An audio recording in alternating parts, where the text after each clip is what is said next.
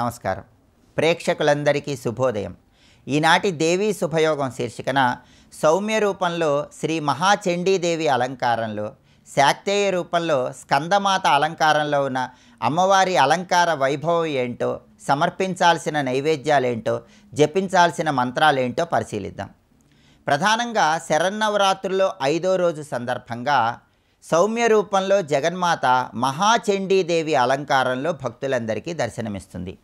ఈ మహాచండీ అలంకార వైభవాన్ని పరిశీలించినట్లయితే మహాచండీ అలంకారము త్రిశక్తి స్వరూపానికి సంకేతమైన అలంకారం.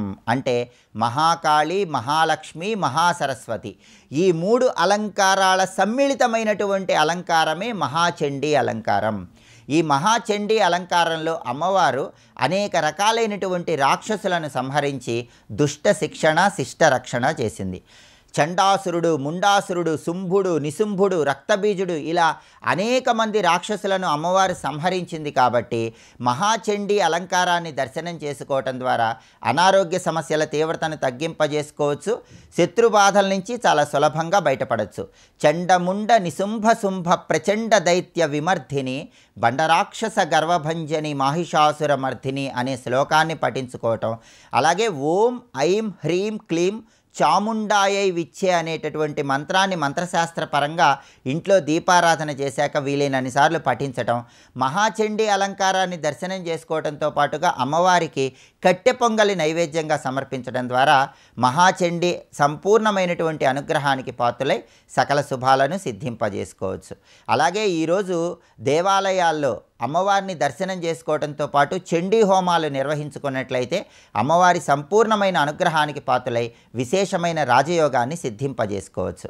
అలాగే ఈరోజు శాక్తేయ రూపంలో జగన్మాత స్కందమాత అలంకారంలో భక్తులందరికీ దర్శనమిస్తుంది. ఈ స్కందమాత అలంకారంలో జగన్మాత స్కందుడిని అంటే సుబ్రహ్మణ్య స్వామిని తన ఒడిలో కూర్చోబెట్టుకొని భక్తులందరికీ దర్శనమిస్తుంది. ఈ స్కందమాత అలంకారంలో అమ్మవారికి 4 భుజాలు ఉంటాయి. 2 చేతులలో 2 పద్మాలను ధరించి ఉంటుంది. ఒక చెయ్యి అభయముద్రలో ఉంటే ఇంకొక చేత్తో స్కందుడిని ఎత్తుకొని భక్తులందరికీ దర్శనమిస్తుంది.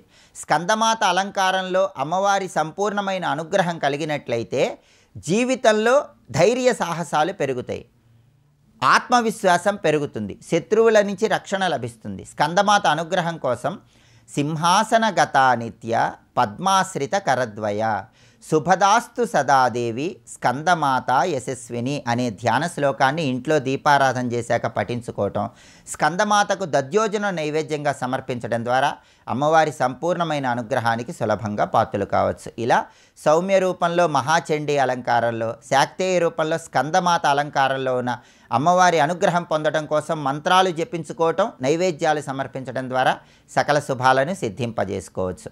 రేపటి దేవీ శుభయోగం శీర్షికన సౌమ్య రూపంలో మహాలక్ష్మీదేవి అలంకారంలో, శాక్తేయ రూపంలో కాత్యాయని అలంకారంలో ఉన్న అమ్మవారి అలంకార వైభవం ఏంటో పరిశీలిద్దాం. నమస్కారం.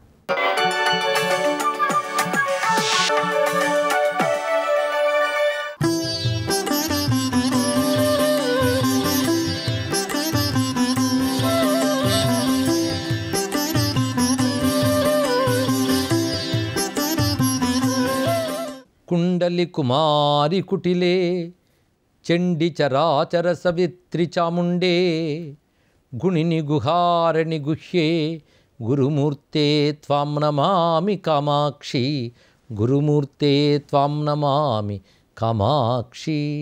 శ్రీ చండీ పరదేవతాయై నమః. శరన్నవరాత్రుల దేవీ ఆరాధనలో 5వ రోజు పంచమీ తిథి.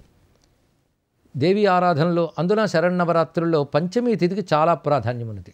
దీనికి లలితా పంచమి అని కూడా పేరు. ఉపాంగ లలితా వ్రతము అని ఒక వ్రత విధానం కూడా చెప్తారు ఇక్కడ.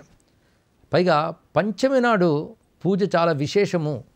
పంచమి నవరాత్రులకు ఒక మధ్యలో వస్తుంది. ఇది ఒక సారస్వరూపంగా హృదయస్థానంగా చెప్పబడుతుంది ఇక్కడ. అందుకే పంచమి నాటి పూజకి చాలా ప్రాధాన్యం ఉన్నది. శరన్నవరాత్రుల పాడ్యము నుంచి సాధన చేస్తున్న వాళ్ళు పంచము నుంచి దాన్ని మరింత తీవ్రతరం చేస్తారు, అంటే మరింత ఎక్కువగా చేస్తూ ఉంటారు ఇక్కడ. పంచమికి అంత శక్తి ఉన్నది. సాధారణంగా పంచమి అంటే ఒక జ్ఞానశక్తి. అమ్మవారి నామాల్లో పంచమి పంచభూతేసి ఉంది కదా, కానీ పంచమి స్వరూపం చాలా విశేషం. మంత్రశాస్త్రంలో కూడా పంచమికి చాలా చాలా రహస్యాలు ఉన్నాయి. కానీ ఈ పంచమి తిథి నవరాత్రుల్లో ముఖ్యమైనది. కొంతమంది 9 రాత్రులు చేయలేని వాళ్ళు పంచమి నుంచి ప్రారంభించి ఆరాధన చేస్తూ ఉంటారు.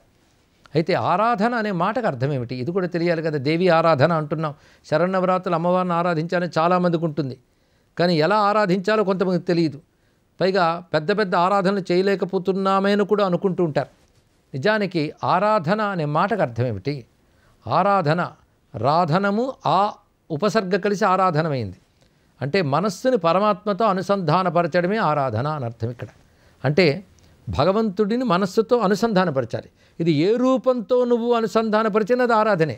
అది అర్చన కావచ్చు, కీర్తన కావచ్చు, ధ్యానం కావచ్చు, హోమం కావచ్చు, యోగం కావచ్చు, ఏదైనా కావచ్చు, అన్నీ కలిపి ఆరాధన అనిపించుకుంటాయి. ఇందులో అన్నీ చేయవచ్చు, లేదా ఒకటైనా చేయవచ్చు.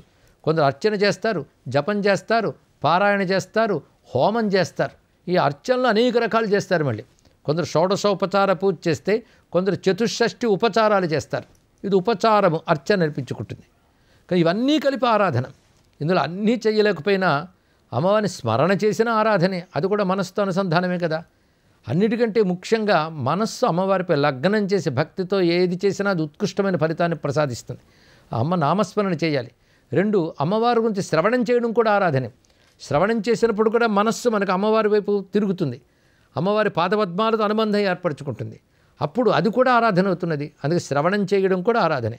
మొత్తం 9 రోజులు అమ్మవారి గురించి శ్రవణం చేస్తూ, మననం చేస్తూ, కీర్తన చేస్తూ, అర్చిస్తూ, జపిస్తూ, పారాయణ చేస్తూ, హోమం చేస్తూ ఏ విధానంతో అయినా చేయవచ్చు. ఒక్కొక్కరికి ఒక్కొక్క లక్షణం ఉంటుంది. జీవలక్షణం, ప్రకృతి స్వభావం, దాన్ని బట్టి ఆరాధన చేస్తారు. కొందరు అంతర్ముఖ ధ్యానంతో అమ్మవారిని కొలుచుకునేవారు ఉంటారు. మన శరీరంలోనే చక్రములన్నీ అమ్మవారి రూపంలోగా భావన చేస్తూ, షట్చక్రములందు అమ్మవారిని ధ్యానం చేస్తూ, షట్చక్రములకు అతీతముగా సహస్రాలను శక్తిగా ఆరాధించే ఒక అంతర్యాగ ప్రక్రియ ఉంది. అది కూడా ఆరాధనే. ఇన్ని రకాల ఆరాధనలు. పైగా లలితా పంచమి అన్నాం గనక ఉత్కృష్టముగా ఈ పంచమి నాడు అమ్మవారిని మరింత ఆరాధన చేయడం విశేషమైన అంశం.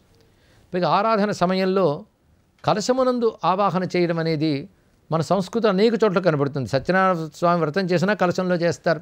వరలక్ష్మి వ్రతం కూడా అలాగే చేస్తారు. ఆ కలశంలో నీరు నింపి దానిలో సుగంధ ద్రవ్యములు కలిపి పల్లవులు పెట్టి ఫలాన్ని పెడతారు దాని మీద. దీంట్లో మంత్రంతో అమ్మవారిని ఆవాహన చేస్తారు. అంటే ఒక రూపం కనబడకపోయినా కలశంలో కూడా అమ్మవారిని ఆరాధన చేస్తున్నామంటే మన విగ్రహంలోనే కాకుండా కలశంలో, యంత్రంలో, పటంలో, విగ్రహంలో, ఆఖరికి సువాసిని స్త్రీ రూపంలో కూడా ఆరాధన చేస్తున్నాం. ఇలా ఆరాధన చేస్తూ అమ్మవారిని భక్తితో స్మరణ చేస్తూ అమ్మ కరుణకు మనం పాత్రలవుతున్నాం. ప్రధానంగా అమ్మ దయాస్వరూపిణి. పైగా నామపారాయణ ప్రీత అన్నారు. ఆరాధనకు ముఖ్యమైన అంశములు కొన్ని. నామపారాయణం, అమ్మవారి నామాల్ని పారాయణ చేయడం నవరాత్రుల్లో విశేషమైన అంశం. అందుకే ఆ విధంగా ఆరాధించవచ్చు. మరొకటి అమ్మ వీరారాధ్య విరాట్ రూప అన్నారు. మరొక చోట ధీర సమర్చిత అన్నారు. ఇక్కడ ధీరుల చేత సమర్చించబడుతుంది, వీరుల చేత ఆరాధింపబడుతుంది. వీరులు ధీరులు అంటే ఎవరయ్యా అంటే ఇంద్రియ నిగ్రహం కలిగిన వారి వీరులు, ఎటువంటి వికారాలకి లోను కాకుండా నిలబడగలిగిన వారి ధీరులు అని చెప్పారు ఇక్కడ. అందుకే ఇంద్రియ నిగ్రహం ఉండాలి. బాహ్యంగా ఎన్ని విపరీతాలు ప్రతికూలతలున్నా చలించకుండా ఉండగలగాలి. అటువంటి మనస్సు ఎవరికి ఉంటుందో వారు మాత్రమే ఆ పరాశక్తిని ఆరాధించగలరు. గనక వీరారాధ్య ధీర సమర్చిత అన్నారు. అయితే ధీరులు మాత్రమే అర్చిస్తారా? ధీరత్వం అందరికీ ఉండదు కదా అంటే అందుకే ధీరాధీర సమర్చిత అని కూడా అన్వయించారు కొందరు. ధీరుల చేత అధీరుల చేత కూడా పూజింపబడుతుంది. ధీరులు ఎలాగో ఆరాధిస్తారు. ధీరత్వం లేకపోయినప్పటికీ కూడా ఎంత మనం ఆరాధించగలిగినా ఆ తల్లి తప్పకుండా కరుణిస్తుంది. కానీ ఆరాధన అంటే అనుసంధానం అని అర్థం చేసుకుంటే చాలు. దేవి ఆరాధన అంటే మనం భావనతో అమ్మవారిని అనుసంధానం పరచాలి. అంటే మన మనస్సు అమ్మవారి పాదపద్మాలతో అనుబంధం ఏర్పరచుకోగలగాలి. అలా భగవద్ అనుబంధ ప్రక్రియ పేరే ఆరాధన. అలా శరన్నవరాత్రులు మనం చెయ్యగలిగింది చేసి స్మరించినా చాలు ధన్యులమైపోతాం. శరన్నవరాత్రులు ఏ కొద్దిపాటి సాధన చేసినా అది అధికమైన ఫలితాన్ని ప్రసాదిస్తుంది. అందుకే నామ జపం చేసినా, ఉపదేశమైన మంత్రాలు జపం చేసినా, స్తోత్రపారాయణ చేసినా అమ్మవారికి సంతోషమే. పైగా ఒక్కొక్క దేవతకు ఒక్కొక్క ప్రీతి చెప్పారు. విష్ణువు అలంకార ప్రియుడు, శివుడు అభిషేక ప్రియుడు, గణపతి తర్పణ ప్రియుడు, సూర్యుడు నమస్కార ప్రియుడు, జగన్మాత స్తోత్రప్రియా స్తుతిమతి, స్తోత్రప్రియ అన్నారు. స్తోత్రములకు సంతోషిస్తుంది అని అర్థం. అందుకే అమ్మవారి స్తోత్రములు చాలా విశేషముగా ఉన్నాయి మనకి. లలితా సహస్రనామ స్తోత్రం అన్నారు. ఇక్కడ నామములతోనే స్తోత్రం కనబడుతున్నది. అలాగే సౌందర్యలహరి, మొదలైన స్తోత్రములు ఆదిశంకర భగవత్పాదులు వంటి మహర్షులు మహాత్ములు అనుగ్రహించారు. ఒక సౌందర్యలహరి కావచ్చు, కనకధారా స్తోత్రం కావచ్చు, దుర్గా స్తోత్రం కావచ్చు. ఇలాగా పురాణముల యందు కూడా దుర్గా స్తోత్రాలు చాలా ఉన్నాయి. వేదముల యందు మొత్తం శక్తి సూక్తములే చాలా గోచరిస్తుంటాయి. అలా అమ్మవారిని ఆరాధిస్తూ ఉంటాం. ఈ సమయంలో అలా ఆరాధింపబడుతున్న తల్లిని మహాచండీ రూపంలో కనకదుర్గాంబకి ఒక అలంకారం చేస్తారు. ఈ రోజున మహాచండి, చండీ అంటేనే మహాచండి. చండీ అంటే తీవ్రశక్తి అని అర్థం. ప్రధానంగా అర్థం చేసుకొని చండీ అనగా తీవ్రశక్తి. ఆ తీవ్రశక్తి లోకానికి చాలా అవసరం. సూర్యుని యొక్క తీవ్రశక్తి లోకానికి ప్రాణాన్ని ప్రదానం చేస్తుంది. అలా తీవ్రమైన శక్తితో దుష్టత్వాన్ని నిర్మూలించి లోకానికి క్షేమం కలిగించే ఒక పరాక్రమ రూపాన్ని మహాచండి అంటారు. అలాంటి పరాక్రమ రూపంతో దేశానికి ధర్మానికి బలమిచ్చి రక్షించుగాక అని అమ్మవారిని ప్రార్థిస్తూ స్వస్తి.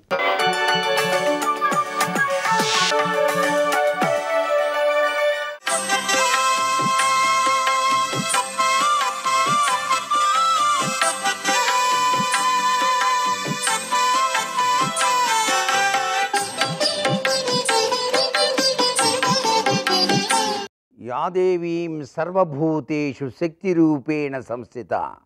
దసరా శరన్నవరాత్రుల్లో ఈ రోజున చండీదేవిగా అలంకరణ చేసి ఆరాధన చేసేటువంటి సాంప్రదాయ లక్షణం.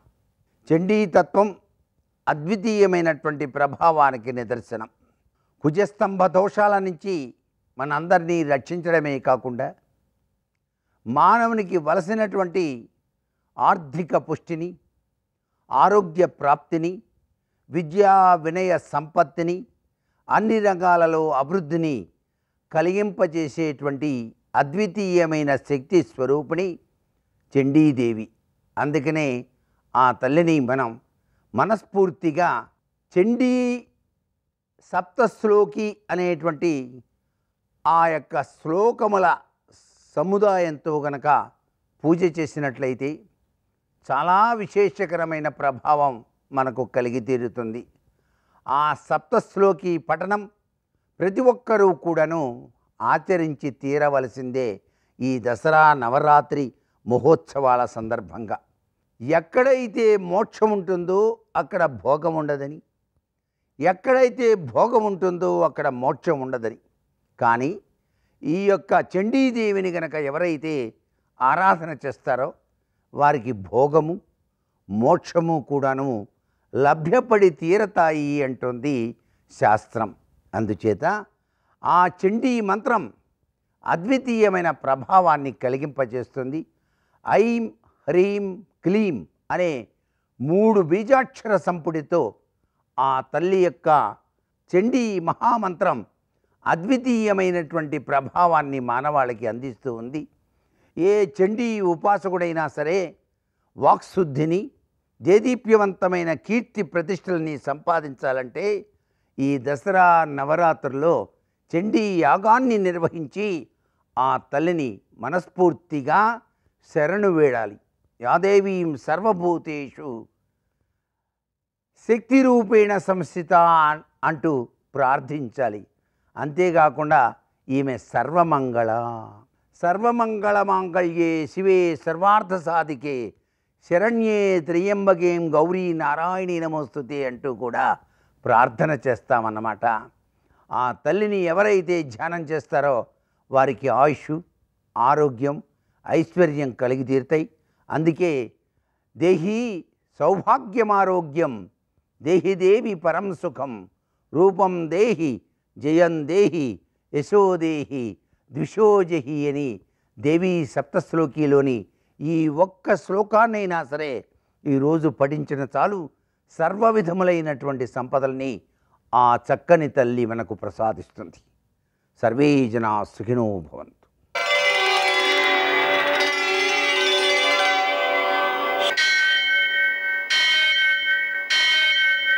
सहस्रशीरुषं देवं विश्वाक्षं विश्वशम्भुवं विश्वं नारायणं देवमक्षरं परमं पदं विश्वतः परमां नित्यं विश्वं नारायणगुं हरिं विश्वमेवेदं पुरुषस्तद्विश्वमुपजीवति पतिं विश्वस्यात्मेश्वरगुं शाश्वतगुं शिवमच्युतं नारायणं महाज्ञेयं विश्वात्मानं परायणम्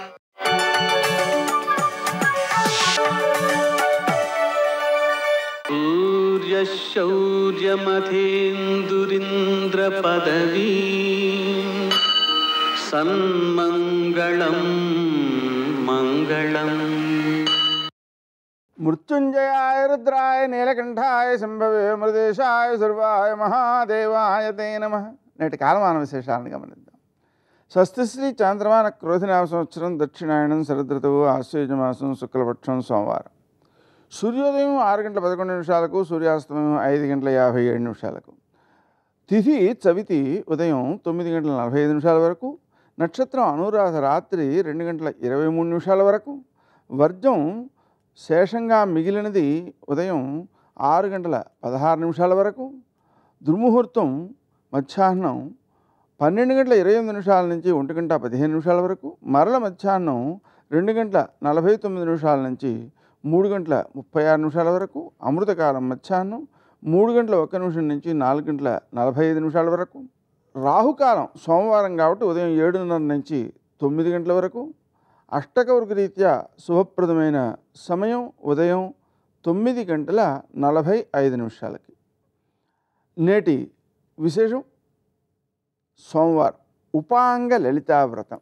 సోమవారం కాబట్టి గౌరీదేవిని, శంకరుణ్ణి, చంద్రుణ్ణి పూజించుకోవడం ద్వారా విశేషమైన సత్ఫలితాలు సిద్ధిస్తే మనసుకు ప్రశాంతి లభిస్తుంది, సరైన నిర్ణయాలు తీసుకోగలుగుతారు, మనసుకు ఉల్లాసం పెరుగుతుంది, మానసిక అనారోగ్యాలు తొలగుతాయి. అలాగే ఉపాంగ లలితావ్రతాన్ని ఆచరించడం ద్వారా శరీరాంగాలలో ఉండేటువంటి అవయవ సంబంధమైన అనారోగ్యాలు ఏవైతే ఉన్నాయో అవన్నీ తొలగి ఆరోగ్యవంతమైన శరీరం కలుగుతుంది.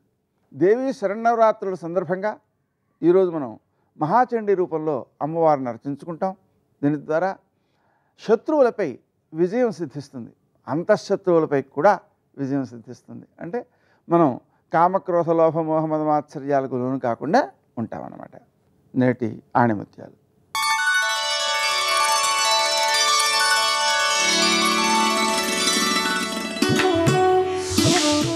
అదృష్టం కోసం ఎదురు చూడడం కష్టం, అవకాశం సృష్టించుకోవడం సులభం.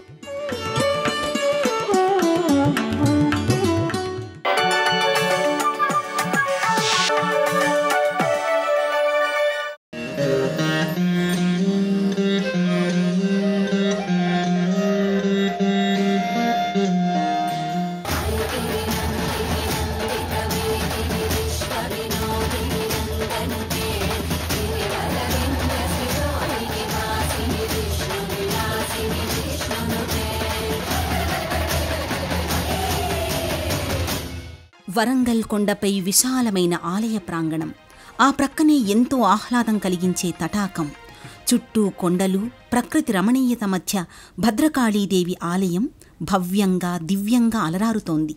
కాళి కాళి మహాకాళి సీధుమాంస పశుప్రియే కృపానుయాత్రా భూతైస్త్వం వరదా కామచారిణి భారావతారే ఏచలోకే భవిష్యతి యైదం పరమం స్తోత్రం శృణుయాద్వా పఠేత్వా తస్య సర్వాణి కార్యాణి సిద్ధిం యాస్యంతి పాండవాః రక్షాం కృత్వా చ పాండూనాం తత్రైవాంతరధీయతే అని భక్తి ప్రపత్తులతో భద్రకాళీదేవిని స్తుతిస్తూ అమ్మ సన్నిధికి చేరుకుంటారు భక్తులు. అమ్మ కొలువైన ఆలయ ప్రాంగణమంతా అమ్మ నామస్మరణతోనే మారుమ్రోగుతుంటుంది. ఆలయం ముందు భాగంలో మహామండపం, ధ్వజస్తంభం, సింహవాహనం, బలిపీఠం దర్శనమిస్తాయి. ఆలయానికి విచ్చేసిన మహిళా భక్తులు ధ్వజస్తంభం వద్ద దీపారాధనలు చేసి అమ్మవారి సన్నిధిలో మొక్కులు తీర్చుకుంటారు. ఆలయ నిర్మాణానికి నిలిపిన మూల స్తంభాలు చతురస్రాకారంలో ఉంటాయి. కాకతీయుల స్తంభ విన్యాసం వర్తులాకారంలో కనిపిస్తుంది. ఆ కారణాల వల్ల ఈ దేవాలయం చాళుక్యుల కాలంలో నిర్మింపబడిందని కొందరి ఊహ. అంతేకాకుండా దేవాలయంలోని అంతరాళ స్తంభాలలో ఒకదాని మీద మహేశ్చారు సంధత్తే మార్గాణం కనకాచలి మంత్రి విఠన ఎర్రస్తు మార్గణే కనకాచలం అనే శ్లోకం కనిపిస్తుంది. ఈ శాసన పాఠం పురాతత్వ శాఖ వారు ప్రచురించిన వరంగల్ జిల్లా శాసనాల్లో ఉంది. ఆలయ ముఖమండపం నుంచి గర్భాలయానికి చేరుకునే భక్తులు ఒక అద్వితీయమైన ఆధ్యాత్మిక అనుభూతికి లోనవుతారు. ఇక్కడ భక్తులు అమ్మవారిని కోరికలు తీర్చే ఇలవేల్పుగా కొలుస్తారు. భద్రకాళి అమ్మవారి విగ్రహాన్ని చూడ్డానికి 2 కళ్ళు చాలవంటే అతిశయోక్తి కాదు. విగ్రహం 9 అడుగుల ఎత్తు, అంతే వెడల్పుతో 8 చేతులను కలిగి ఉంటుంది. కుడివైపున ఉన్న 4 చేతులతో ఖడ్గం, చురిక, జపమాల, డమరుకం, ఎడమవైపున ఉన్న 4 చేతుల్లో గంట, త్రిశూలం, మస్తకం, పాత్ర ఉంటాయి. అమ్మవారు పశ్చిమాభిముఖంగా కొలువై ఉంటుంది. హరిద్రావర్ణ ఛాయలో అమ్మవారు సాక్షాత్తు హ్రీంకారాసన అనలగర్భిత అయిన ఆది పరాశక్తి ప్రశాంతమూర్తిగా భక్తులకు దర్శనమిస్తున్నట్టుగా ఉంటుంది. సకలాభరణ భూషితగా పట్టు పీతాంబరాలను ధరించి ముత్తైదు భాగ్యాలను ప్రసాదించే ముగ్గురమ్మల మూలపుటమ్మగా అమ్మవారు దర్శనమిస్తారు. భద్రకాళీదేవి అమ్మవారికి ఇక్కడ నిత్య కైంకర్యాలు వైభవంగా జరుగుతాయి. ప్రత్యేక పర్వదినాలలో విశిష్ట పూజలు సైతం ఘనంగా నిర్వహిస్తారు. అమ్మవారికిచ్చే హారతుల్ని దర్శిస్తే 3 జన్మల పాపాలు నశిస్తాయంటారు. ఇక 1950లో పునరుద్ధరించే సమయం వరకు అమ్మవారు వ్రేలాడుతున్న నాలుకతో రౌద్రరసం ఉట్టిపడుతూ భయంకరంగా ఉండేది. ప్రాచీన కాలంలో కూడా అలాగే భయంకరంగా ఉండేదనడానికి తనరు భద్రేశ్వరి అనంగ భైదంబుగాగా అన్న సిద్ధేశ్వర చరిత్రలోని మాటలే నిదర్శనం. అలాంటి రౌద్ర స్వరూపిణిని నోటిలో అమృత బీజాలు వ్రాసి భీకరమైన ముఖాన్ని ప్రసన్నంగా మార్పించారు. దక్షిణాచార సంప్రదాయ ప్రకారం అర్చింపబడే మూర్తి శాంతస్వరూపంగా ఉండాలనేది శాస్త్రవిధి. అంతేకాక అమ్మవారి గుడిలో శ్రీ చండీ యంత్ర ప్రతిష్ఠ చేసి ప్రతి సంవత్సరము శరన్నవరాత్రులు, వసంత నవరాత్రులు, ప్రతినిత్యం ధూప దీప నైవేద్యాదులు అనే సంప్రదాయాలను పునరుద్ధరించారు. దేవాదాయ శాఖ అధీనంలో ఉన్న భద్రకాళి ఆలయంలో నిత్యం విశేష పూజలు జరుగుతుంటాయి. వీటితో పాటు ఏడాదిలో 4 సార్లు ఉత్సవాలను నిర్వహిస్తారు. అర్ధచంద్రాకారం బొట్టుతో అమ్మవారిని అలంకరించగానే మరింత తేజస్సుతో వెలుగొందుతుంది అమ్మవారు. ఆ తల్లిని దర్శించుకున్న భక్తులు అర్ధచంద్రాకారపు బొట్టునే తమ నుదుటిపై అలంకరించుకోవడం ఆనవాయితీగా వస్తోంది. ప్రసిద్ధ స్థపతి గణపతి స్థపతి గారి నేతృత్వంలో దక్షిణ భారత దేవాలయ సంప్రదాయానికి అనుగుణంగా ఆలయ శిఖరం, మహామండపం, శాలాహారదులు సైతం నిర్మించారు. విశ్వవినోదిని నందినుతే గిరివరవిల్ధ్య శిరోధిని వాసిని విష్ణు విలాసిని జిష్ణునుతే భగవతి హేషితి కంఠ కుటుంబిని భూరి కృతే జయ జయ హే మహిషాసురమర్దిని రమ్యకపర్దిని శైలసుతే.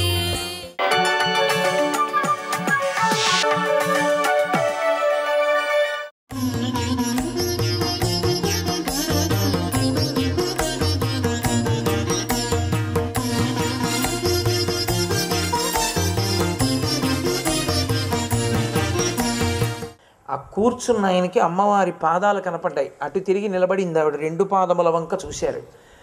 గొక్క తిప్పుకోకుండా 100 శ్లోకములు చెప్పారు. పాదారవింద శతకము అంటారు. అమ్మవారి పాదాల మీద 100 శ్లోకాలు. అసలు చదువుతుంటే మూకపంచశతి అబ్బా అనిపిస్తుంది. అంత అద్భుతం. మూకపంచశతి గురించి పెద్దలు ఇప్పటికీ ఒక మాట చెప్తారు. మూకపంచశతి మీద ఉపన్యాసం చెప్పడానికి నిర్ణయం చేసుకుంటే అమ్మవారి అనుగ్రహం ఉంటేనే చెప్పగలడు. అమ్మవారు అనుగ్రహిస్తే ఆయన యందు ఆమెయే నిలబడి మాట్లాడుతుంది. అందుకే మూకపంచశతి మీద ఉపన్యాసం చెప్పే వ్యక్తికి మీరు ఏదైనా ఇస్తే ఆయన కానీ తిన్నాడో సాక్షాత్ పరదేవత తిన్నట్టే. అంత గొప్పది మూకపంచశతి గురించి పెద్దలు అంటారు. సంధ్యావందనం కూడా చేయక్కర్లేదు మూకపంచశతి చెప్తే అంటారు. అంటే చేయకుండా ఉండడం కూడా తప్పకుండా చేస్తారు సంధ్యావందనం. కానీ అంత గొప్పది. ఆ మూక కవి అమ్మవారి పాదాలు చూసి 100 శ్లోకములు చెప్పారు. పాదారవింద శతకం. అమ్మవారు చిన్న చిరునవ్వు నవ్వింది. పక్క నుంచి ఇలా చూశారు. అమ్మవారి చిరునవ్వు మీద 100 శ్లోకాలు చెప్పారు. మందస్మిత శతకం. అమ్మవారు అటు తిరిగి నిలబడింది, ఆయన ఇటు కూర్చున్నారు. ఇలా చూసింది కడగంట. ఆ కంటి చివరి నుంచి చూసిన చూపు మీద 100 శ్లోకాలు చెప్పారు. కటాక్ష శతకం. అమ్మవారిని స్తోత్రం చేసి 100 శ్లోకాలు చెప్పారు. స్తుతి శతకం. అమ్మవారి పెద్దరికం గురించి 100 శ్లోకాలు చెప్పారు. ఆర్యాశతకం. 500 శ్లోకాలు చెప్పి ఆగాడు ఆయన. అమ్మవారు అంది నీకేం కావాలంది. నాకు వాక్కు తీసేయమన్నారు. ఏముంది, నాకు నోట మాట లేదు పుట్టినప్పుడు. నువ్వు పెట్టిన తాంబూలపు పిడచ వలన 500 శ్లోకాలు చెప్పాను. నువ్వు నాకు మాట ఉంచితే ఏమైనా లౌకికమైన మాటలు మాట్లాడతానేమో, వద్దు తీసేయమన్నారు. అమ్మవారు మాట తీసేసింది. వారు కామకోటి పీఠాధిపత్యం వహించారు మూకశంకరులు. కాబట్టి అమ్మవారి తాంబూలపు పిడచ అంటే అంత గొప్పది. మూకపంచశతి ఇప్పటికీ మూకపంచశతి పుస్తకం మీతో ఉండి మీరు రోజు ఒక పువ్వు పెడితే మీరు పరదేవత పాదముల మీద పెట్టినట్టే, నన్ను నమ్మండి. అంత గొప్పది మూకపంచశతి. అమ్మవారి తాంబూలపు పిడచతో అనుగ్రహించింది. అందుకే అది ఎంగిలి కాదు, ఎంగిలి అనుకున్నవాడు మూర్ఖుడు. అమ్మవారి నోటి తాంబూలపు పిడచ తినగలగడం మహత్భాగ్యం. అది కోట్ల కోట్ల కోట్ల మందిలో ఏ ఒక్కరో అనుగ్రహింపబడతారు పరదేవత చేత. అందుకే ఆ లలితాపరా భట్టారిక కామాక్షి స్వరూపం చేసేటటువంటి తాంబూల చర్వణం గురించి మహానుభావులు శంకర భగవత్పాదుల సౌందర్యలహరిలో ఒక అద్భుతమైనటువంటి శ్లోకం ఇచ్చారు. అది ఒక నాటకీయమైన సన్నివేశాన్ని ఆవిష్కరిస్తుంది. ఎన్ని ధర్మములను అందులో పెడతారో. సువాసిని కదూ, అమ్మవారికి నివేదన చేసినటువంటి తాంబూలం వేసుకోవాలని చెప్పాను. అలా వేసుకునేటప్పుడు ఎన్ని నియమాలు ఉంటాయో, సువాసిని గౌరవం ఏమిటో చెప్పకుండా చెప్తారు శంకరాచార్యులు గారు. అందులో ఆయన అంటారు, రణీజిత్వా దైత్యానపహృత శిరస్త్రైః కవచిభిః నివృత్యై చండాంశస్త్రిపురహర నిర్మాల్య విముఖైః విశాఖేంద్రోపేంద్రైః శశివిశదకర్పూరశకలాః విలీయంతే మాతస్తవ వదన తాంబూలకపళాః అంటారు. అమ్మా, ఒకానొకనాడు లలితాదేవి కూర్చుని తాంబూల చర్వణం చేస్తోంది. అమ్మవారు తాంబూలం నవ్వులుతోంది. శంకర భగవత్పాదులు అన్ని విషయాల్ని ఒకలా ఇవ్వరు, కొన్ని మన మనసుకి హత్తుకుపోయేటట్టుగా ఇస్తారు. ఎందుకని అంటే అలా వారు ఏదైనా ఇచ్చారు అంటే ఒకటే గుర్తు. అందుకే శంకర భగవత్పాదుల యొక్క వాంగ్మయంలో ఏ ఒక్క శ్లోకం పక్క శ్లోకంలా ఉండదు. మీరు సాధారణంగా ఎక్కడైనా శతక రచన అని ఉంటుంది, చదివితే అదే పనిగా 100 శ్లోకాల్లోనూ స్తోత్రం చేస్తారు, లేకపోతే పద్యాల్లో ఏదో పరమేశ్వరుడు గురించి స్తోత్రం చేస్తారు. శంకరుల రచన అలా ఉండదు. అందుకే అది సౌందర్య లహరి, అమ్మ యొక్క లహరి అది. ఆ సౌందర్య లహరిలో ఆయన మన మనసుని బాగా హత్తుకుని ఇది చెప్తున్నాను అనుకున్నారనుకోండి, దానికి ఒక నాటకీయత కల్పిస్తారు. అంటే మీ కళ్ళ ముందు ఒక చిన్న నాటకం ఒకటి నడుస్తుంది. ఆ శ్లోకం చదువుతున్నప్పుడు అది మీ మనసు మీద చెరగని ముద్ర వేస్తుంది. ఆ ముద్ర వేసినప్పుడు ఉండేటటువంటి లక్షణం ఏంటంటే మీరు కూడా దానిలో అన్వయం అయిపోతారు, దాని యందు తాదాత్మ్యత చెందుతారు. అదే లలిత కళా ప్రయోజనము. సంస్కృతి అని ఒక మాట. సంస్కృతి అన్న మాటకు అర్థం ఏంటో తెలుసా? కళా సంస్కృతి ఇవి రెండు పక్క పక్కనే ఉంటాయి ఎప్పుడు. కళ అన్న మాటకు అర్థం ఏంటంటే పెరుగునది అని అర్థం. సర్వం శ్రీ ఉమామహేశ్వర పరబ్రహ్మార్పణమస్తు. స్వస్తి.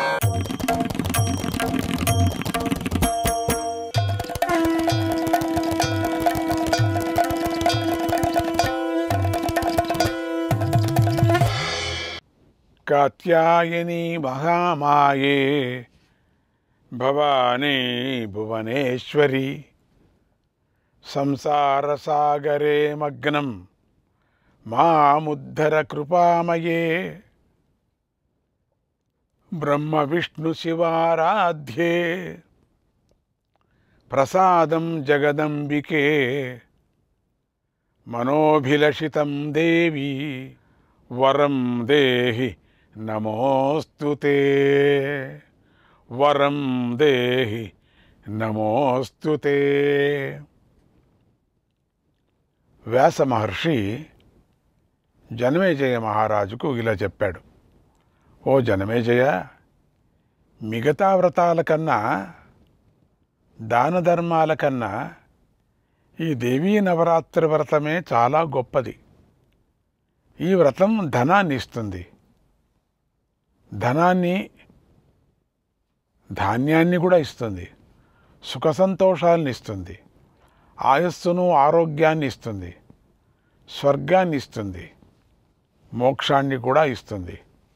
ఈ నవరాత్రి వ్రతం విద్యార్థులకు విద్యనిస్తుంది, ధనం కోరేవారికి ధనం ఇస్తుంది, సంతానం కోరేవారికి సంతానం ఇస్తుంది.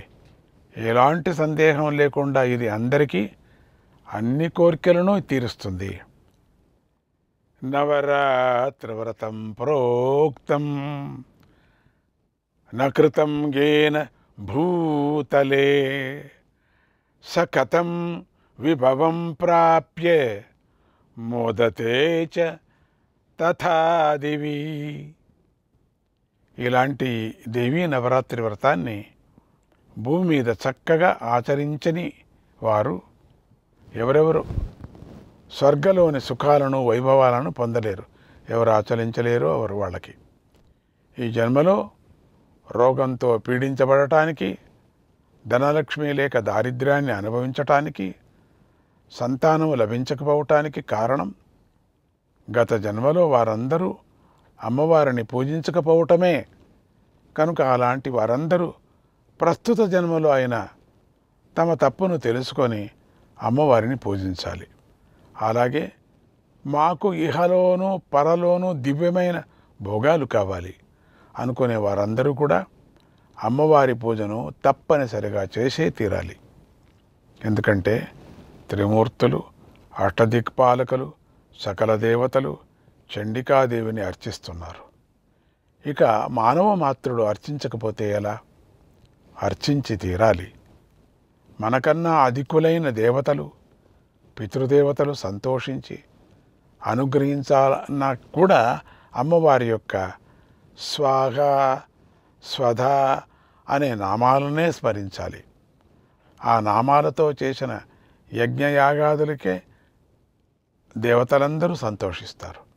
భక్తులను కోరిన కోరికలు తీరుస్తారు, విశేషంగా అనుగ్రహిస్తారు. ఇలా అమ్మవారి దయ ప్రసరించటం వల్లే బ్రహ్మదేవుడు సృష్టిస్తున్నాడు, విష్ణుమూర్తి రక్షిస్తున్నాడు, శివుడు కల్పాంతంలో హరిస్తున్నాడు. ఈ సృష్టిలో దేవి అంశలేని పదార్థం లేదు, ప్రాణి లేదు. అలాంటి చాముండీదేవిని నవరాత్రా దీక్షతో అర్చిస్తే మహాపాతకాలు తొలగిపోతున్నాయి, సుఖ సంతోషాలు వృద్ధి చెందుతాయి. ఇందులో ఏమాత్రమూ సందేహం లేదు. ఈ దేవీ నవరాత్రి వ్రతానికి సంబంధించిన సుశేలుడనే ఒక భక్తుడి కథను చెబుతున్నాను వినో. పూర్వము కోసల దేశంలో సుశేలుడనే ఒక వైశ్యుడు ఉండేవాడు. అతడెప్పుడూ సత్యమే మాట్లాడుతూ ఉండేవాడు, శాంతంగా ఉండేవాడు. అతడికి దగాలు చేయటం, మోసాలు చేయటం తెలియవు.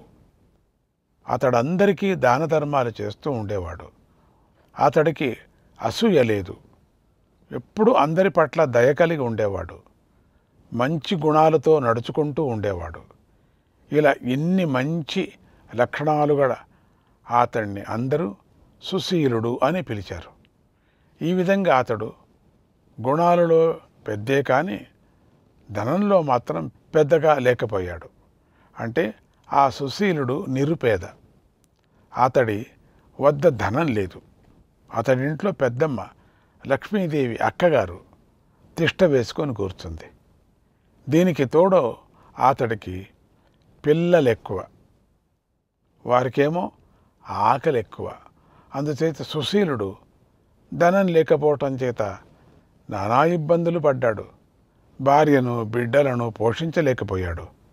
అడవికి వెళ్ళి పళ్ళు ఏరుకొని తెచ్చుకొని అందరికీ ఒక్కొక్క పండు ఇచ్చి మంచినీరు త్రాగి బ్రతుకు బండిని నడుపుకుంటూ వచ్చాడు. ఇంతలో పెళ్ళిడుకు వచ్చిన పెద్దమ్మాయికి పెళ్లి చేసి సంతోషించాడు. కానీ ఆ సంతోషం ఎంతో కాలం నిలవలేదు. ఎందుకంటే అల్లుడి గారికి అతడి ఇల్లు కన్నా మామగారి ఇల్లే నచ్చింది. అందుకని అతడు కూడా సుశీలుడి ఇంట్లోనే తిష్ట వేసుకొని కూర్చొని తినటం ప్రారంభించాడు. వీరందరికీ తోడుగా కొత్తగా మనువుడు కూడా వచ్చాడు. దాంతో వారి పరివారం సంఖ్య మరింత పెరిగిపోయింది. మనుముడు కొద్దిగా పెరిగి పెద్దవాడయ్యాడు. వాడికి ఆకలి కూడా ఎక్కువైపోయింది. వాడు ఏడుస్తుంటే సుశీలుడు ఏమి తెచ్చి పెట్టలేక బాధపడేవాడు. ఒకరోజు మనుముడికి ఆకలి వేసి ఏడుస్తుంటే సుశీలుడు ఎంతో ఓదార్చాడు. అయినా ఆ బాలుడు ఆగలేదు. అందుకు సుశీలుడు కోపించి వాడిని బాగా కొట్టాడు. వాడు ఇల్లు విడిచి ఎటో వెళ్ళిపోయాడు. అందుకు సుశీలుడు ఎంతో బాధపడ్డాడు. ఇది ఇలా ఉండగా రెండో పిల్లకు పెళ్ళి అయ్యవలసిన సమయం దగ్గర వచ్చింది. దాంతో సుశీలుడు దుఃఖంతో మరింత కృంగిపోయాడు. దిక్కుతోచక ఎంతో బాధపడసాగాడు. ఒక రోజున వీధిలో ఒక విప్రుడు వెళుతూ ఉండగా సుశీలుడు ఆయన దగ్గరికి వెళ్ళి నమస్కారం పెట్టి ఇలా చెప్పాడు, అయ్యా, నా బాధ వినండి. నేను ధనం లేక నానా కష్టాలు పడుతున్నాను. నా వాళ్ళందరూ ఆకలితో మలమలా మాడిపోతున్నారు. నేను వారి బాధను చూడలేకపోతున్నాను. ఒక ముద్ద అయినా వాళ్లకు అన్నం పెట్టలేకపోతున్నాను. ఇక వాళ్లకు పెళ్ళిళ్ళు ఎలా చేస్తానో, ఏం చెయ్యాలో నాకు తెలియటం లేదు. ధనం లేనివాడు ఎందుకు పనికిరాడు. నా వారిని చూడటంతోనే నా గుండె పగిలిపోతూ ఉన్నది. కనుక దయచేసి నాకు ఈ కష్టం నుంచి గట్టెక్కే ఉపాయం ఉంటే చెప్పండి. నేను ఇంతకన్నా ఏమీ కోరుకోను. నా ఇంట్లో ధనం రాసులుగా ఉండాలని నాకు ఆశ లేదు. ఈ దారిద్ర్యం తీరితే చాలు.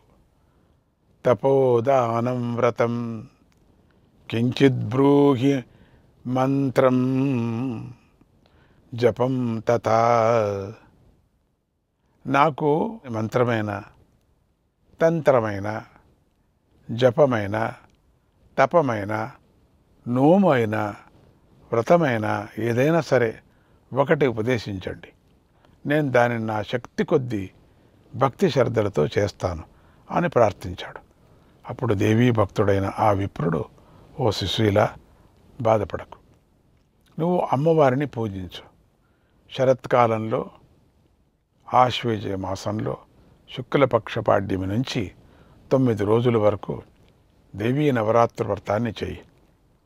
పూర్వం శ్రీరాముడి దండకారణ్యంలో సీతాదేవిని పోగొట్టుకున్నప్పుడు ఈ దేవీ నవరాత్ర వ్రతాన్ని చేశాడు. అమ్మవారి అనుగ్రహంతో రాముడు రావణాసురుణ్ణి వధించి తిరిగి సీతాదేవిని పొందాడు. సిరి సంపదలను పొందాడు. సామ్రాజ్యాన్ని పొందాడు. అందుచేత నువ్వు కూడా దేవీ నవరాత్రి వ్రతాన్ని చెయ్యి. నీ దారిద్ర్యం తొలగిపోతుంది. నీ కోరిక తీరుతుంది. నీకంతా శుభం జరుగుతుంది అని అమ్మవారి మాయాబీజ మంత్రాన్ని ఉపదేశించాడు. దానిని సుశీలుడు గ్రహించాడు.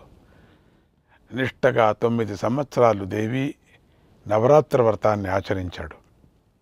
9వసారి నవరాత్రి వ్రతాన్ని ఆచరిస్తున్నప్పుడు అష్టమి రోజు రాత్రిపూట అమ్మవారు అతడికి కలలో దర్శనమిచ్చి అతడికి అనేక వరాలు ఇచ్చింది. దాంతో అతడి కోరికలన్నీ తీరాయి. ఇది దేవీ నవరాత్రి వ్రతం యొక్క మహిమ. ఎలాంటి కష్టాలైనా ఈ వ్రతం తొలగిచ్చేస్తుంది అని ఉపదేశించాడు వ్యాస భగవానుడు. అందుచేత అందరూ ఈ నవరాత్రులలో భక్తి శ్రద్ధలతో ఆ సేవలంతా చేసుకోండి. అమ్మవారి అనుగ్రహం మీపై ప్రసరించి మీ సమస్యలన్నీ తొలగుతాయి. మీ కోరికలన్నీ తీరుతాయి. శ్రీమాత్రే నమః.